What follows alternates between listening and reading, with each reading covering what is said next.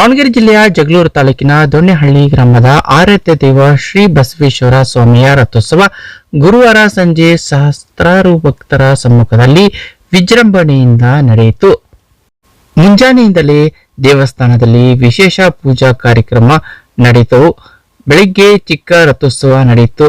ಸಂಜೆ ರಥಕ್ಕೆ ಬಲಿ ಅನ್ನ ಸೇವೆ ಪೂಜೆಗೊಂಡ ನಂತರ ಇನ್ನು ವಿಶೇಷವಾಗಿ ರಥಕ್ಕೆ ಫಲಪುಷ್ಪಗಳಿಂದ ಅಲಂಕರಿಸಿ ಮತ್ತು ಬಣ್ಣ ಬಣ್ಣದ ವಿದ್ಯುತ್ ದೀಪಗಳಿಂದ ಅಲಂಕರಿಸುವ ಮೂಲಕ ಸಂಭ್ರಮದಿಂದ ರಥೋತ್ಸವ ಆಚರಣೆ ಮಾಡಲಾಯಿತು.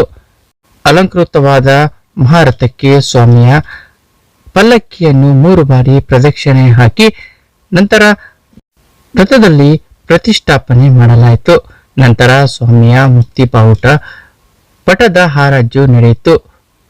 ಇನ್ನು ಇದೇ ವೇಳೆ ಮುಕ್ತಿ ಬಾವುಟವನ್ನು ನಾಪುರಿ ಚಂದ್ರಣ್ಣನವರು 51,000 ರೂಪಾಯಿಗಳಿಗೆ ಬಾವುಟವನ್ನು ಪಡೆದುಕೊಂಡರು. ಇನ್ನು ಸಹಸ್ರಾರು ಭಕ್ತರ ಜಯಘೋಷಣೆಯೊಂದಿಗೆ ಸಂಜೆ ಪ್ರಾರಂಭವಾದ ರಥ ಊರಿನ ಮಧ್ಯೆ ಸಂಚರಿಸಿ ಪಾದಗಟ್ಟಿ ತಲುಪಿ ನಂತರ ರಾತ್ರಿ ಸ್ವಸ್ಥಾನಕ್ಕೆ ಮರಳಿತು. ಇನ್ನು ಬೆಂಗಳೂರು ಸೇರಿದಂತೆ ರಾಜ್ಯದ ವಿವಿಧೆಡೆ ನೆಲೆಸಿದ ಗ್ರಾಮದ ಜನತೆ ವರ್ಷಕ್ಕೊಮ್ಮೆ ರಥೋತ್ಸವದಲ್ಲಿ ಒಟ್ಟಾಗಿ ಸೇರಿ ತೇರು ಎಳೆಯುವ ಮೂಲಕ ಸಂಭ್ರಮಿಸುತ್ತಾರೆ.